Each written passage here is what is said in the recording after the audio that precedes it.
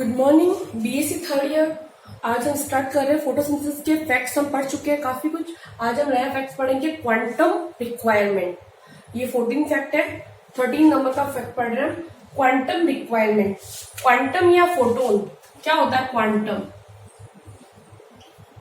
या फोटोन होते क्या? फर्स्ट ऑफ ऑल तो हमें ये पता होना चाहिए क्वांटम या फोटोन क्या होते हैं। ये क्या होते हैं? ये होते हैं हमारे प्रकाश ऊर्जा के पैकेट होते हैं, जिन्हें हम वास्तव में विद्युत चुंबकीय तरंगे भी कह सकते हैं। ये क्या होता है? प्रकाश ऊर्जा के पैकेट।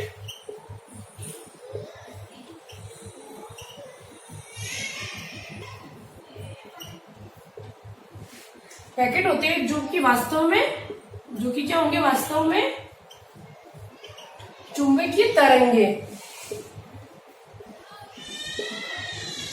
विद्युत चुंबकीय तरंगे, ठीक है, जो वास्तव में होगी विद्युत चुंबकीय तरंगे होती है, ठीक है। क्वांटम रिक्वायरमेंट में क्वांटा क्या होता है? क्वांटा या फोटोन प्रकाश ऊर्जा के पैकेट्स होते हैं जो वास्तव में विद्युत चुंबकीय तरंगे होती है, ठीक है। और प्रकाश संश्लेषण की अभिक्रिया के अंदर क्या होता है? प्रकाश संश्लेषण की जब अभिक्रिया होती है, ये तो आगे समझ में, जब प्रकाश संश्लेषण की अभिक्रिया होती है तो उनके अंदर एक अणु ऑक्सीजन के निष्कासन के लिए क्वांटम संख्याओं की कितनी रिक्वायरमेंट होती है?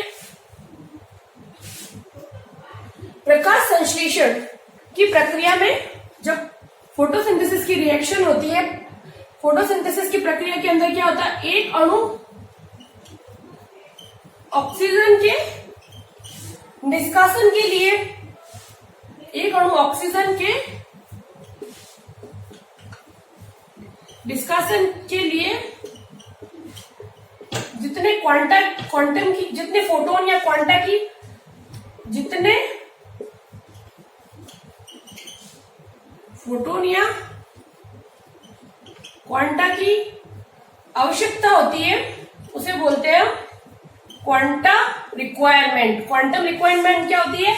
फोटोसिंथेसिस में एक अणु ऑक्सीजन को निष्कासित करने के लिए, जब फोटोसिंथेसिस में एक अणु ऑक्सीजन को जब हम निकालते हैं, जनरली 6 अणु ऑक्सीजन के निकलते हैं, एक अणु ऑक्सीजन के निष्कासन के लिए जितने क्वांटा की आवश्यकता होती है, जितने फोटोन्स की आवश्यकता होती है, प्रकाश ऊर्जा की आवश्यकता होती है, उसे हम प्रकाश ऊर्जा के पैकेट्स की आवश्यकता होती है, क्वांटा की आवश्यकता होती है, उन्हें हम बोलते हैं क्वांटम रिक्वायरमेंट, ठीक है।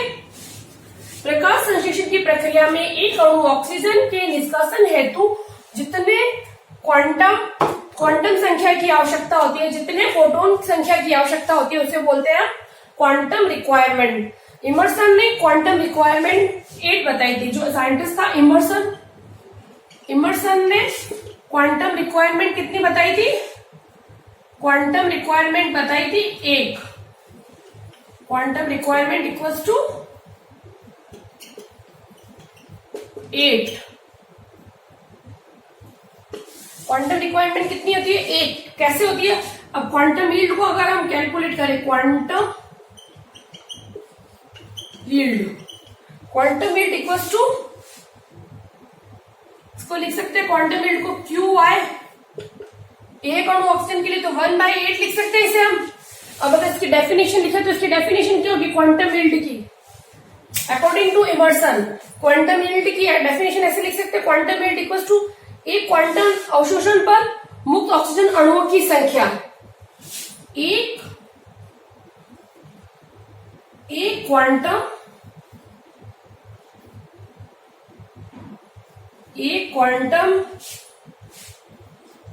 अवशोषण पर मुक्त हुए, एक क्वांटम के अवशोषण पर मुक्त हुए ऑक्सीजन की संख्या, अवशोषण पर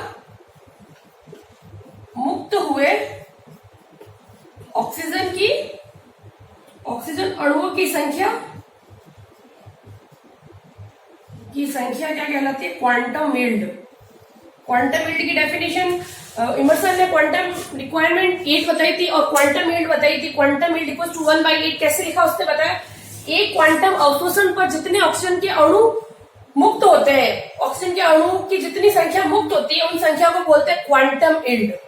यानी कि एक क्वांटम अवशोषण पर मुक्त हुए ऑक्सीजन अणुओं की संख्या कहलाती है क्वांटम यील्ड। ठीक है, आया समझ में? यहां तक एक बार वापस करती हूँ मैं रिपीट। क्वांटम रिक्वायरमेंट क्या होती है? जब प्रकाश संश्लेषण, सबसे पहले तो क्वांटम में क्वांटा और फोटोन वर्क करते हैं। प्रकाश संश्लेषण की अभिक्रिया में ऑक्सीजन के अणुओं को मुक्त करने के लिए जितने क्वांटम संख्या की आवश्यकता होती है उनको हम बोलते हैं क्वांटम रिक्वायरमेंट।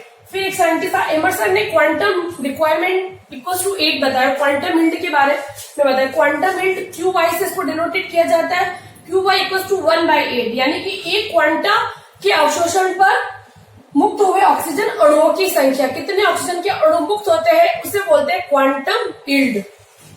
ठीक है, आ गया ये पॉइंट समझ में, ये फैक्ट।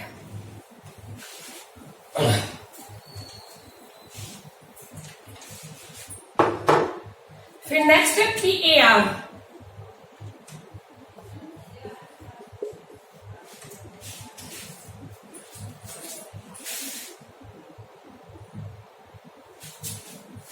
नेक्स्ट फैक्ट है हमारा PAR। PAR का पूरा नाम है photosynthetic active radiation. Photosynthetic active radiation. ठीक है, PAR का पूरा नाम है फोटोसिंथेटिक एक्टिव रेडिएशन।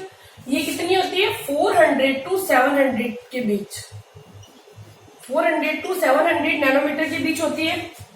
ये कौन सी लाइट होती है जो 400 to 700 के बीच होती है? ये होती है विजिबल लाइट। जो विजिबल दृश्य प्रकाश होता है वो दिखाई 400 to 700 PAR।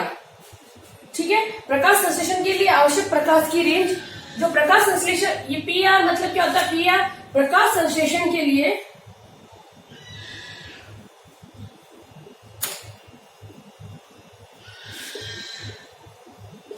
जो आवश्यक लाइट होती है, फोटोसिंथेसिस के लिए आवश्यक प्रकाश को हम बोलते हैं, आपका आवश्यक प्रकाश की जो रेंज होती है उस रेंज को हम बोलते हैं PAR, photosynthetic active radiation. Photosynthetic active radiation. ठीक है, ये होती है 400 to 700 नैनोमीटर के बीच होती है। ये विजिबल लाइट होती है।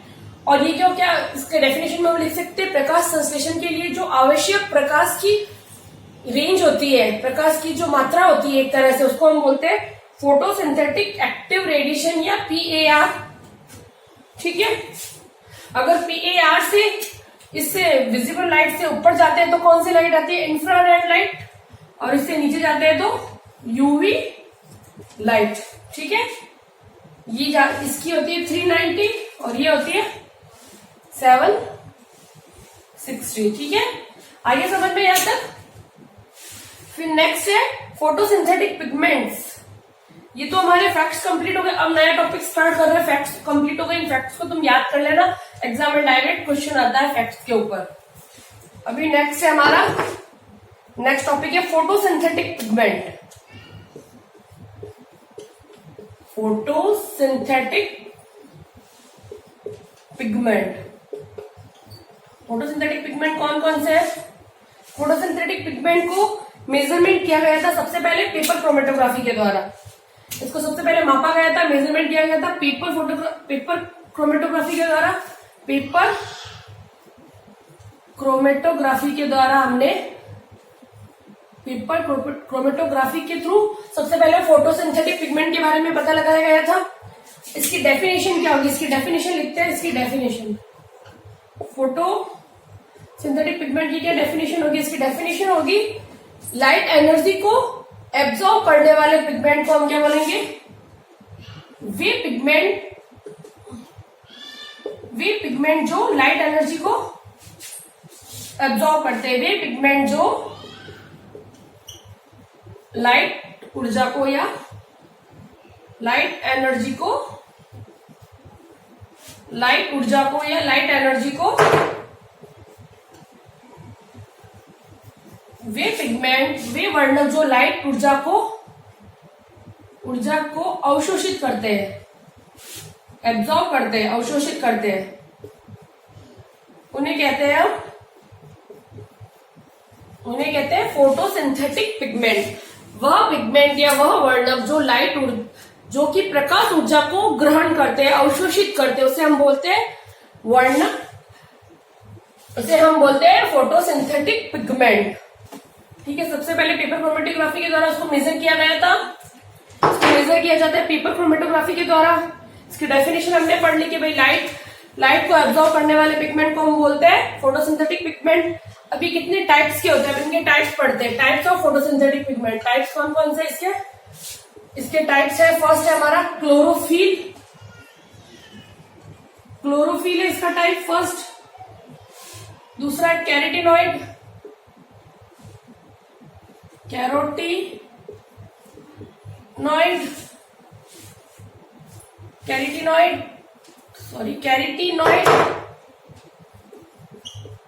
कैरेटिनॉइड।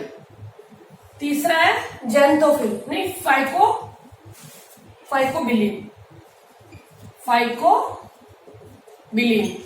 अब क्लोरोफिल कैसा होता है, हरा। कैरेटिनॉइड होता है लाल पीला, और फाइकोबिलिन होता है लाल भूरा। ठीक है, लाल भूरा। अब एक एक को अच्छे से हम डिटेल में बताएं। अब क्लोरोफिल के अंदर पहला क्लोरोफिल लेते हैं। क्लोरोफिल में क्या क्या होता है। क्लोरोफिल में होता है, अगर क्लोरोफिल मिले तो क्लोरोफिल ए आता है, chlorophyll A, chlorophyll B, chlorophyll C, chlorophyll D, chlorophyll E. इसके अलावा बैक्टीरियो क्लोरोफिल आता है इनके अंदर, बैक्टीरियो क्लोरोफिल। इसके अलावा बैक्टीरियो विरिडिन, इसके अंदर क्या क्या आएगा, बैक्टीरियो विरिडिन।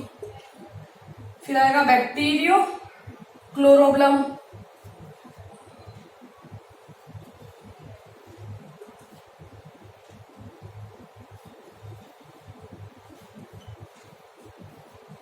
बैक्टीरियो क्लोरोब्लम। ये सब आते हैं क्लोरोफिल के अंदर। Chlorophyll A, chlorophyll B, chlorophyll C, chlorophyll D, chlorophyll E, bacterioviridin, bacteriochlorophyll और बैक्टीरियो क्लोरोब्लम। ठीक है, ये सब किसके अंदर आएंगे, हमारे क्लोरोफिल, जो कि ग्रीन कलर का होता है। ठीक है, सेकेंड है कैरोटीनॉइड में कौन कौन से आते हैं। कैरोटीनॉइड में आते हैं दो, एक तो आता है कैरोटीन और दूसरा आता है जेंथोफिल। जेंथोफिल्स। जो कैरोटीनॉइड होता है उसको कैरोटीनॉल भी बोलते हैं, कैरोटीनॉल भी बोलते हैं। ये कैसा होता है, पीला भूरा। और जेंथोफिल कैसा होता है, लाल रंग का। जो फ्रूट्स और फ्लावर्स के अंदर जो रेड कलर होता है वो कैरोटीन की वजह से होता है। ठीक है, आगे समझ में। अब जेंथोफिल को भी आगे और बांटा गया। जेंथोफिल में कौन कौन से आएंगे, जेंथोफिल में आएंगे हमारा ल्यूटीन, दूसरा है जियाजेंथिन, ल्यूटीन, जियाजेंथिन, नियोजेंथिन एंड क्रिप्टोजेंथिन। नियोजेंथिन और चौथा है क्रिप्टोजेंथिन। ये सब आते हैं जेंथोफिल के अंदर। जेंथोफिल पीले भूरे रंग के होते हैं। ठीक है, अब लास्ट है फाइकोबिलिन में क्या क्या आता है। फर्स्ट हमने कैरोटीन कर दिया, फर्स्ट हमने क्या क्लोरोफिल कर दिया, फिर कैरोटीनॉइड कर दिया। अब लास्ट है फाइकोबिलिन, फाइकोएरिथ्रिन और फाइकोसाइनिन। इसमें दो आएंगे, फाइकोएरिथ्रिन एंड दूसरा है फाइकोसाइनिन।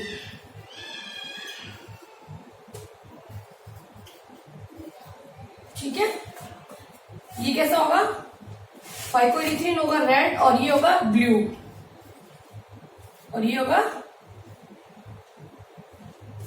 एरिथ्रिन होगा रेड कलर का। ये किसके अंदर होता है, ब्लू ग्रीन एलगी के अंदर हमें मिलेगा फाइकोसाइनिन। ठीक है, आगे यहां तक समझ में। और जो इसके अंदर कैरोटीन था वो उसको हमने बताया था, कैरोटीन के अंदर आता है बीटा कैरोटीन, अल्फा कैरोटीन और तीसरा लाइकोपिन। तो एक बार वापस यहाँ का लिख देती हूँ मैं, कैरोटीन जो मिस हो गया हमारा। कैरोटीन के कौन कौन से कैरोटीन में है, पहला कैरोटीन का पहला है बीटा कैरोटीन, फिर अल्फा कैरोटीन, और लास्ट है हमारा इसका लाइकोपीन। जो टमाटर में होता है ना, लाइकोपीन होता है, ठीक है, रेड कलर की वजह से। आया समझ में? याद तो कौन कौन से पिगमेंट का क्या क्या है, ठीक है। अब थोड़ा सा मैं अब कौन से पिगमेंट का क्या फॉर्मूला होता है, थोड़ा फॉर्मूले बना देती हूँ, साथ साथ में लिखते रहिए क्लास। क्लोरोफिल ए का क्या फॉर्मूला है, इधर मैं लिखूंगी पिगमेंट और जिसका फॉर्मूला क्या है, पिगमेंट और उसी का फॉर्मूला, ठीक है। फर्स्ट है क्लोरोफिल ए। क्लोरोफिल ए का फॉर्मूला है C55H72O5N4Mg। मैग्नीशियम प्रेजेंट होता है बीच के अंदर, ठीक है, पायरोडिन के अंदर। दूसरा है क्लोरोफिल ए का आ गया। फिर क्लोरोफिल बी का क्या है, बी का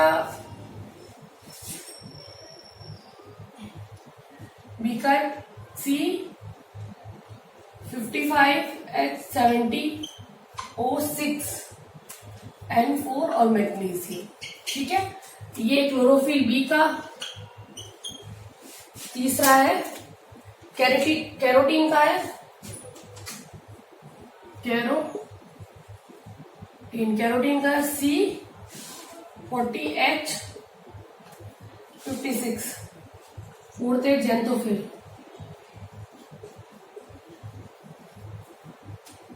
जेंथोफिल को कैरेटिनॉल भी बोलते हैं,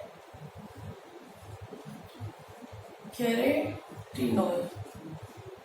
इसका फॉर्मूला है C40H56O2, ठीक है। ये फॉर्मूले नोट डाउन कर लीजिए आप लोग रजिस्टर में, ठीक है। अब हम बनाते हैं क्लोरोफिल के स्ट्रक्चर बनाते हैं, जिसके अंदर क्या होता है, कैसे होता है स्ट्रक्चर।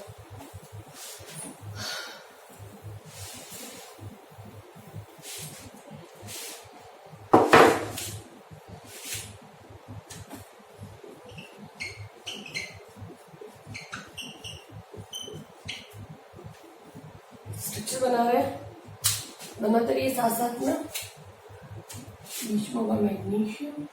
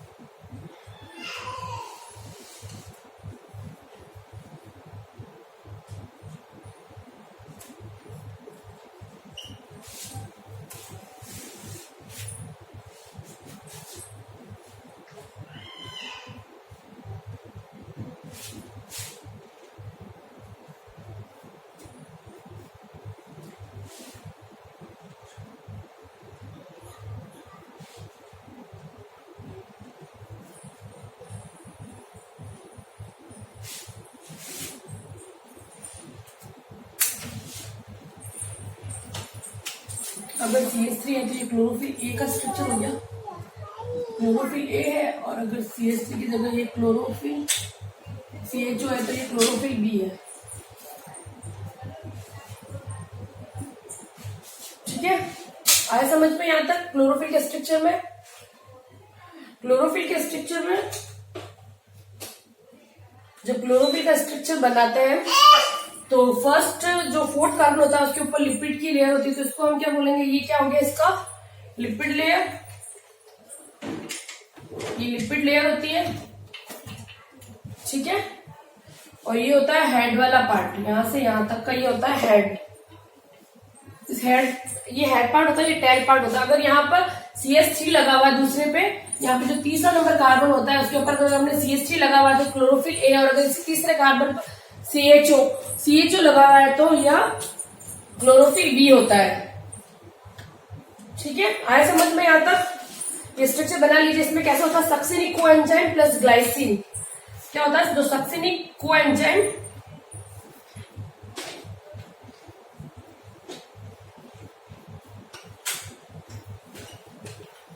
प्लस ग्लाइसिन मिलकर क्या बनाता है, क्लोरोफिल। मत करो, ठीक है। जो टैन होती है वो कैसी होती है, ये इसका टैन वाला रीजन हो गया। इसमें जो हेड होता है वो होता है पोरफायरिन रिंग का बना था, टेट्रा पोरफायरिन रिंग होती है जो जल में, ये कैसे होती है, जल में विलय होता है, ठीक है। और जो टैन होती है वो जल में अविलय होती है, जल में अविलय लिपिड लेयर होती है, और ये जल में अविलय होती है, ठीक है। आया क्लोरोफिल का स्ट्रक्चर समझ में? ये फाइटोल रिंग होती है, ये पोरफायरिन रिंग होती है, ये पोरफायरिन रिंग है और ये फाइटोल रिंग है।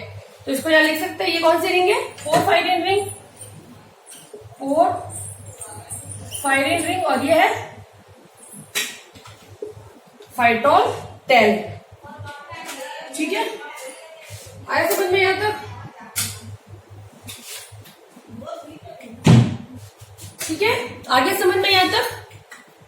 फोटोसिंथेसिस का ये स्ट्रक्चर, ये होती है जल में विलय, यानी कि ये होगी हाइड्रो, ये कैसी होगी, अगर ये जल में विलय है तो ये होगी, ये तो होगी हाइड्रोफोबिक और ये होगी हाइड्रोफिलिक। ये कैसी है, हाइड्रोफिलिक, हाइड्रोफिलिक, और ये होती है हाइड्रोफोबिक, हाइड्रोफोबिक, ठीक है। आगे यहां तक समझ में स्ट्रक्चर क्लोरोफिल का?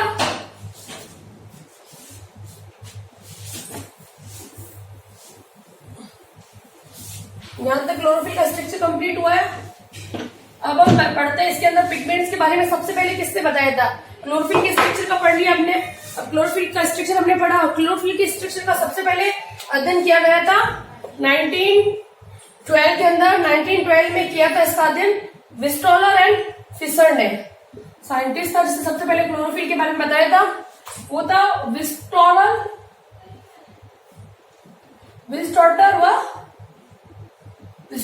स्टॉल एंड दूसरा साइंटिस्ट का क्या नाम था, फिशर। इसने 1912 के अंदर सबसे पहले क्लोरोफिल के बारे में बताया था। क्लोरोफिल का निर्माण किससे होता है, सक्सिनिक एसिड, सक्सिनिक कोएंजाइम और ग्लाइसिन मिलकर क्लोरोफिल का फॉर्मेशन करते हैं, और एक जैव रासायनिक अभिक्रिया होती है। क्लोरोफिल कार्बनिक विलायकों में विलय होता है। ये किसमें विलय, क्लोरोफिल कार्बनिक विलायकों में, या ठीक है। अभी हम किसके बारे में पढ़ रहे हैं, क्लोरोफिल का भी तो स्ट्रक्चर पढ़ा, अब क्लोरोफिल की थोड़ी हिस्ट्री और पूरा इसको कंप्लीटली हम पढ़ेंगे। 1912 के अंदर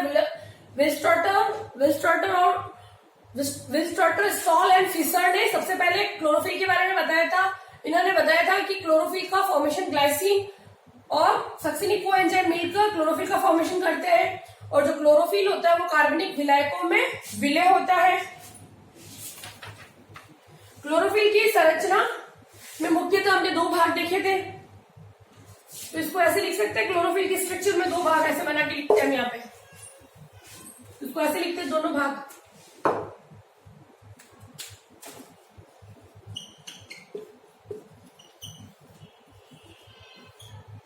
ऊपर वाला हेड भाग हो गया, हेड, और ये टेल, और हमने हेड भाग को क्या बोला था, पोरफायरिन, और ये फाइटोल रिंग। यहाँ पे पोरफायरिन ये कैसा होता है, जल में विलय होता है, जबकि टेल कैसी होती है, जल में अविलय, क्योंकि इसके अंदर लिपिड होता है, लिपिड की एक चैन होती है, ठीक है। और यह झिल्ली में प्रोटीन के साथ जुड़ा रहता है, और ये क्या करता है, यह झिल्ली से प्रोटीन के द्वारा, यह झिल्ली के प्रोटीन के साथ जुड़ा रहता है, ठीक है। जबकि टेल को हमने फाइटोल नाम दिया था, और ये जल में अविलय होता है, और यह झिल्ली के लिपिड लेयर के साथ जुड़ा रहता है।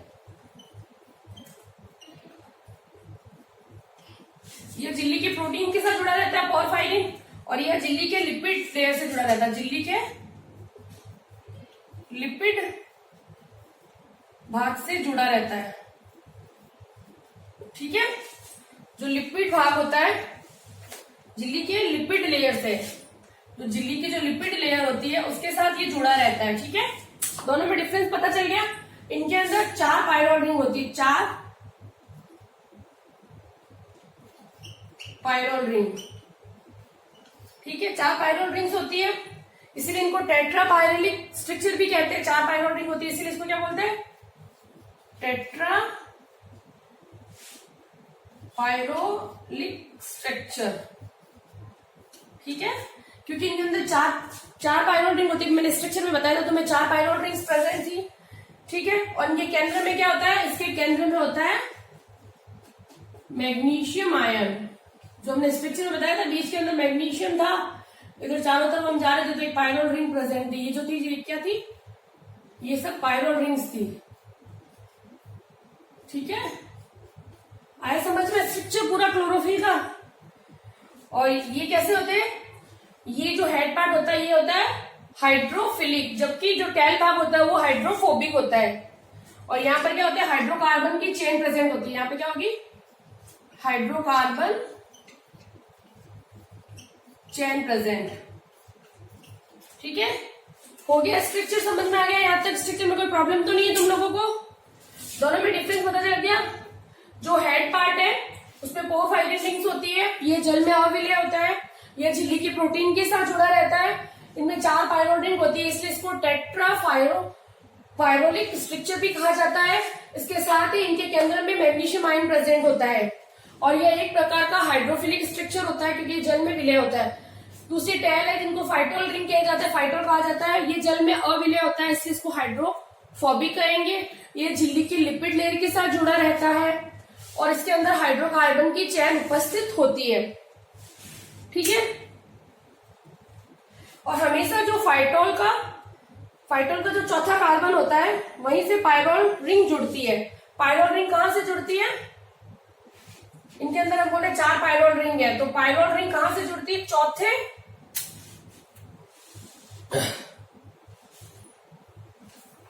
कुछ नोट्स है, ये नोट डाउन कर लीजिए क्या होता है। इनके अंदर कुछ इंपॉर्टेंट पॉइंट्स है, मैं लिख रही हूं, तुम भी साथ साथ में लिखिए।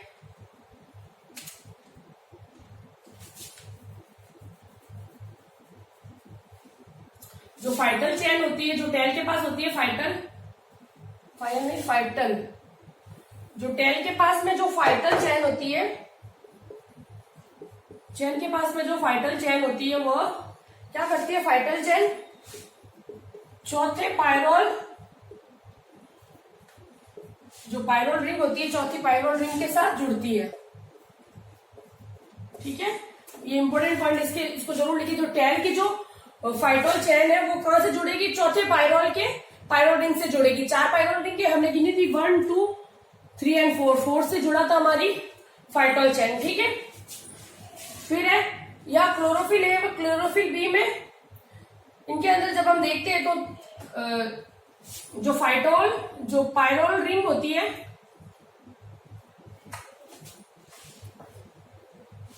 जो पायरोल रिंग के अंदर तीसरी जो रिंग होती है, पायरोल रिंग की थर्ड रिंग में, पायरोल रिंग की जो थर्ड रिंग होती है उसके तीसरे कार्बन से क्या होता है? अगर CH3 जुड़ा है तो क्या बनेगा? क्लोरोफिल ए, और अगर यहाँ पे CHO जुड़ा है तो ये बनेगा क्लोरोफिल बी।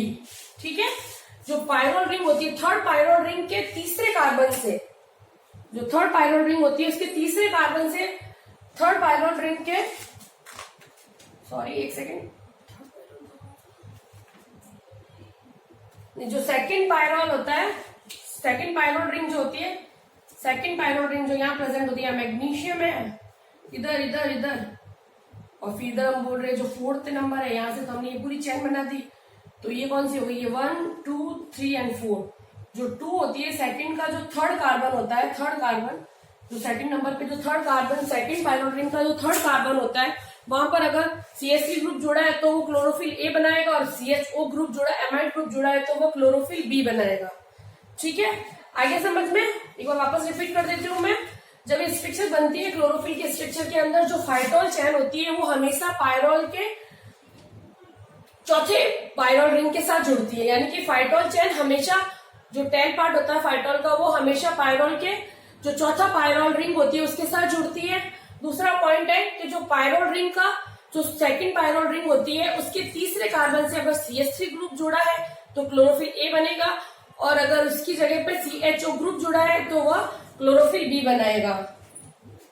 ठीक है, थैंक यू सो मच। आगे का कल हम कंटिन्यू करते हैं। जो पढ़ा है उसे घर पे जाके वापस पढ़िए, घर पे अच्छे से उसको वापस नोट्स को देखिए। सब कुछ मैंने एक एक पॉइंट लिखा है, बिना बुक के भी तुम नोट से भी काफी कुछ मिल जाएगा तुम्हें, काफी कुछ अच्छे से पढ़ सकते हो। Thank you so much. बहुत है।